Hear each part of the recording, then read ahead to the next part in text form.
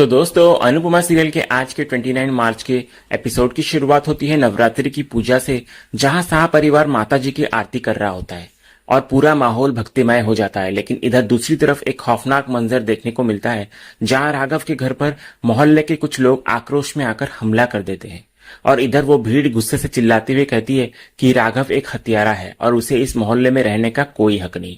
इधर फिर अंदर से राघव चीखता हुआ कहता है कि वो निर्दोष है, लेकिन कोई उसकी बात सुनने को तैयार ही नहीं होता।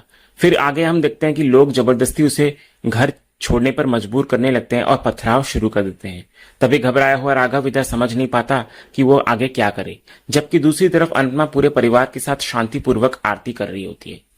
दूसरी तरफ इधर गुस्से से तिलमिलाया राघव आखिरकार बाहर निकल आता है। एक पल के लिए भीड़ चौंक जाती है, लेकिन अगले ही क्षण में उस पर वो भीड़ टूट पड़ते हैं। लोग उसे बेरहमी से मारने लगते हैं और राघव दर्द से कहराता है और दया की भीख मांगता है, लेकिन कोई उसकी बात सुनने को तैयार ही नहीं होता। फिर किसी तरह वो भीड़ से बचकर भाग निकलता है और एक सुनसान जगह पर जाकर छिप जाता है। इसी बीच फिर हम देखते हैं कि एक मासूम सा बच्चा राघव के पास आता है और उसे खाने के लिए रोटी देता है। भूखा प्यासा राघव उसे देखकर भावुक हो जाता है, लेकिन जैसे ही बच्चा वहां से जाने लगता है वो अचानक गिर जाता है। तो राघव तुरंत उसे उठाने के लिए आगे बढ़ता है। तभी बच्चे की मां चीख पड़ती है ये देखकर और कहती है कि ये खूनी मेरे बच्चे को उठाकर भाग रहा है। तभी वहीं भीड़ की नजर राघव पे दोबारा पड़ती है और वे फिर से उसे पकड़ने के लिए दौड़ पड़ते हैं। दूसरी तरफ इधर शाह परिवार की ओर से नवरात्रि की पूजा का समापन होते ही अनुपमा शंख बजाकर इसे पूर्ण करती है, लेकिन दूसरी तरफ राघव भागते भागते गिर जाता है। तभी शाह परिवार को बाहर से शोर की आवाज सुनाई देती है। तो अनुपमा जैसे ही बाहर आती है, उसकी नजर लड़खड़ाते राघव पे पड़ती है। फिर इधर भीड़ गुस्से में उसकी ओर बढ़ रही होती है, लेकिन इससे पहले कि कोई उस पर वार करता, अनुपमा झट से उनकी लाठी को रोक लेती है। ये देखकर फिर सभी आसपास के लोग चौंक जाते हैं। फिर अनुपमा इधर क्रोधित होकर आगे कहती है, लाठी नीचे कीजिए। तभी अंश इधर घबराते हुए बोल पड़ता है कि अनुमा, लाठी छोड़ दो, आपको चोट लग जाएगी। इस पर एक पड़ोसी फिर पूछता है, क्या आपको पता है कि आप किसे बचा रही हैं? फिर लीला भी इधर हैरान होकर सवाल करती है, ये आदमी है कौन और यहाँ सब चल क्या रहा है? लेकिन अनुपमा इधर बिना विचलित हुए फिर से सख्त लहजे में कहती है, मैंने कहा लाठी नीचे करिए, और एक झटके में सभी को पीछे ढकेल देती है। तभी भीड़ में से एक आदमी गुस्से में चिल्लाता हुआ कहता है, क्या आपको पता है कि ये आदमी कौन है? ये एक अपराधी है, इसने अपनी पत्नी की हत्या की है।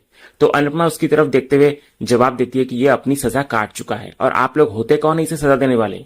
भीड़ में से एक आदमी फिर गुस्से में कहता है, हम शरीफ लोग हैं और ये खूनी हमारे मोहल्ले में नहीं रह सकता, ये हमारे लिए खतरा है। फिर इधर भीड़ उस आदमी की बात का समर्थन करने लगती है और दोबारा राघव पर हमला करने के लिए आगे बढ़ जाती है। लेकिन इस बार इधर अनुपमा लाठी उठा लेती है और धमकाते हुए सबको कहती है, खबरदार, अगर कोई भी आगे बढ़ा तो अंजाम अच्छा नहीं होगा। फिर अनुपमा पूरी भीड़ की ओर देखते हुए गुस्से में बोलती है, एक आदमी पर इतने सारे लोग हमला कर रहे हो, शर्म नहीं आती? फिर अनुपमा की आवाज में इतनी दृढ़ता होती है कि सभी पीछे हटने लग जाते हैं। दूसरे सीन में फिर हम देखते हैं कि कोठारी हाउस में प्रेम अपने जले हुए सामान को देखकर बड़े ही गहरे दुख में डूबा हुआ होता है। वो कहने लगता है, इसमें मेरी माँ की यादें थी और किसी ने उन्हें मिटाने की कोशिश की है। तभी इधर हम देखते हैं कि राही प्रेम को सांत्वना देते हुए प्रेम के टेडी बियर को नए कपड़े पहनाकर कहने लगती है, सामान जलाया जा सकता है प्रेम, लेकिन यादों को नहीं मिटाया जा सकता। फिर इस पर प्रेम और राही दोनों मुस्कुराने लगते हैं। तभी इधर से मोहित आकर कहता है, प्रेम खुशकिस्मत है कि उसके पास अपनी बचपन की यादें हैं।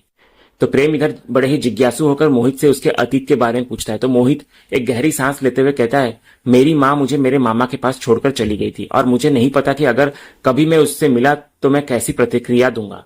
तो प्रेम इधर बड़ा ही इमोशनल हो जाता है और मोहित को गले लगाकर कहता है, खुद को कभी अकेला मत समझना, तुम्हारा भाई तुम्हारे साथ है।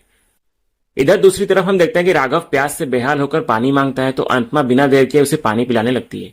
तभी जैसे ही वो पानी पीने लगता है तो अनुपमा उसे देखकर काफी भावुक सी हो जाती है। सीरियल के अगले सीन में हम देखते हैं कि पराग को प्रेम की सुरक्षा को लेकर काफी चिंता होने लगती है और उधर अनिल को शक होता है कि जिसने पहले राही पर हमला किया था वही अब प्रेम को भी निशाना बना रहा है। इस पर इधर से मोटिबा सभी की सुरक्षा बढ़ाने की बात कहती है। तो पराग इधर अनिल से कहता है कि सिक्योरिटी एजेंसी से कहो कि हमें और ज्यादा सुरक्षा चाहिए। तो ये सब देखकर इधर मोहित मन ही मन सोचता है, जिस तरह कहानियों में जादूगर की जान उसके तोते में होती है, उसी तरह इस घर की जान प्रेम में बसती है। दूसरी तरफ इधर हम देखते हैं कि लीला गुस्से में अनुपमा से कह रही होती है कि ये खूनी है, कोई पशु पक्षी नहीं जिसे तू इसे पानी पिलाने जा रही है। तो अनुपमा इधर बड़े ही शांत लेकिन दृढ़ स्वर में कहती है, मैं इन्हें अच्छी तरह से जानती हूँ और मुझे पता है कि ये कौन है। सभी फिर इधर से हैरान होकर पूछते हैं कि तुम कैसे जानती हो इसे? तो अनुपमा बताती है कि मैं राघव से सेंट्रल जेल में मिल चुकी हूँ। इनके जुर्म की सजा कानून इन्हें दे चुका है। इन्हें 14 साल की सजा मिली थी, लेकिन इन्होंने 20 साल जेल में काटे हैं। किसी को सच्चाई का कुछ नहीं पता, लेकिन सजा देने के लिए सब आगे आ गए। फिर वो आगे कहती हुई नजर आती है कि हम में से किसी को नहीं पता कि इन्हें जो सजा मिली थी वो सही थी या नहीं। इन्होंने सच में जुर्म किया था या इन्हें झूठे इल्जाम में फंसाया गया था। कानून ने इन्हें सामान्य जिंदगी जीने का अधिकार दिया है, तो ये अधिकार छीनने वाले आप होते कौन है? तभी लीला इधर से चिढ़कर कहती है, तू इसकी इतनी वकालत क्यों कर रही है? भले ही सब भाड़ में जाए, इसमें हमें क्या? तभी इधर से अनुपमा लीला की बात काटते हुए कहती है, हमारे समाज की यही तो सबसे बड़ी समस्या है। हम किसी के बारे में घंटों बात करेंगे, उनकी चुगलियां करेंगे, लेकिन आखिर में कह देंगे कि हमें क्या। फिर वो मोहल्ले वालों की ओर देखते हुए कहती है, अगर हमें किसी से कोई मतलब नहीं है तो हमें उनकी जिंदगी में दखल देने या उनके बारे में बात करने का कोई हक नहीं। तो अनुपमा इधर भीड़ की ओर इशारा करते हुए दोबारा कहती है, केवल वही लोग राघव को जज करने का अधिकार रखते हैं जिन्होंने खुद कभी कोई गलती नहीं की हो, जिन्होंने आज तक कानून का उल्लंघन नहीं किया हो। अगर आप में से ऐसा कोई है तो वो राघव को आकर पीट सकता है। तभी अचानक एक महिला सामने आकर बोल उठती है कि राघव मेरा बच्चा लेकर भागने वाला था। तो अनुपमा इधर से चौंक जाती है, लेकिन तभी वो बच्चा खुद आगे आकर कहता है और सच बताता है कि मैं गिर गया था और राघव मेरी मदद कर रहा था। तो इस पर अनुपमा मोहल्ले वालों को कहती है, एक बच्चे को राघव की अच्छाई दिख गई, लेकिन आप लोगों को क्यों नहीं दिखी? तभी हम देखते हैं कि इतना सब कुछ होने के बावजूद भी मोहल्ले के लोग राघव को स्वीकार करने से इनकार कर देते हैं। वे गुस्से में कहते हैं, ये आदमी इस मोहल्ले में फिर से नहीं दिखना चाहिए। इतना कहकर सभी वहां से चले जाते हैं। दूसरे सीन में फिर हम देखते हैं कि मोहित राही का टिफिन किचन में खोलने की उसकी मदद कर रहा होता है। तो राही इधर से मुस्कुराकर बताती है कि इसमें मेरी माँ के हाथ का बनाया हुआ कद्दू का हलवा है। तो मोहित ये सुनकर झट से पीछे हटते हुए कहता है, मुझे इससे एलर्जी है। तभी हम दूसरी तरफ देखते हैं कि ख्याति वहीं खड़ी होती है और आकर कहती है कि मुझे भी तो वही एलर्जी है जो मोहित को है। तो मोहित भी ये सुनकर काफी हैरान सा रह जाता है। तो राही इधर हंसते हुए कहती है कि कद्दू से एलर्जी होना अपने आप में बहुत सरप्राइजिंग है। तो मोहित इधर ख्याति को देखते हुए हल्की मुस्कान के साथ कहता है, इससे ज्यादा सरप्राइजिंग ये है कि हम दोनों को सेम एलर्जी है। इसके बाद ख्याति राही को बताती है कि पराग जी ने प्रेम और तुम्हारी सुरक्षा बढ़ाने का फैसला कर लिया है। वह आगे ये कहती है, प्रेम में मेरी और पराग जी की जान बसती है, तो हम हमारे बेटे को कुछ नहीं होने देंगे। ये सुनकर इधर मोहित के चेहरे पर दुख झलकने लगता है और वो भीतर ही भीतर आहत सा महसूस करने लगता है। दूसरी तरफ इधर अनुपमा राघव को सहारा देती है और कहती है कि आप अंदर चलिए। तभी लीला बीच में आकर गुस्से में कहती है, ये खूनी हमारे घर में क्यों आएगा? तो अनुपमा इधर कहने लगती है कि मैंने अभी बताया था ना कि ये निर्दोष है, इन्हें झूठे इल्जाम में फंसाया गया था। तभी लीला इधर से जोर देकर कहती है, अनुपमा इस अपराधी को घर से निकाल दे। लेकिन अनुपमा बिना रुके राघव का समर्थन करती रहती है। इस पर अंश और पाखी भी इधर लीला के साथ अनुपमा के फैसले के खिलाफ खड़े हो जाते हैं। तो अनुपमा इधर पूरे शाह परिवार से इंसानियत दिखाने की गुजारिश करती है, लेकिन लीला साफ इनकार करते हुए कहती है कि राघव इस घर में नहीं रह सकता। तो अनुपमा इधर समझाने की पूरी कोशिश करती है सबको, लेकिन तभी राघव जख्मी हालत में खुद को संभालते हुए कहता है, आप चिंता मत कीजिए, मैं अपने लिए खुद कुछ इंतजाम कर लूंगा। फिर वो ये कहकर किसी तरह धीरे धीरे चलने लगता है जाकर, लेकिन फिर से आगे जाकर वो गिर जाता है। तो अनुपमा इधर घबराकर उसके पास जाती है और सबसे कहती है कि आप लोगों को इनको घर में नहीं रखना है, मत रखिए, लेकिन मैं इनकी माँ से किया हुआ वादा जरूर निभाऊंगी। मैं माँ होकर दूसरी माँ के बेटे को इस हालत में नहीं छोड़ सकती। तभी हम देखते हैं कि लीला इस बात पे कहती है, माँ की जरूरत बचपन में होती है, बुढ़ापे में नहीं।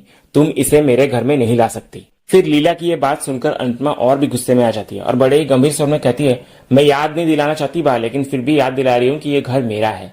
फिर ये बात सुनकर सभी मौजूद लोग वहां हैरान से रह जाते हैं। तो अनुपमा इधर आगे कहती है, मैं राघव जी को अन्नू की रसोई में लेकर जा रही हूँ और इसके लिए मैं आगे किसी से कुछ भी नहीं सुनूंगी। फिर वो राघव को उठने में मदद करती है और राघव इधर खड़ा होने की कोशिश करता है। तभी इधर राधा भी उसकी मदद करने के लिए आगे आ जाती है। तो अनुपमा राधा दोनों मिलकर फिर राघव को सहारा देकर आगे बढ़ने लगती हैं।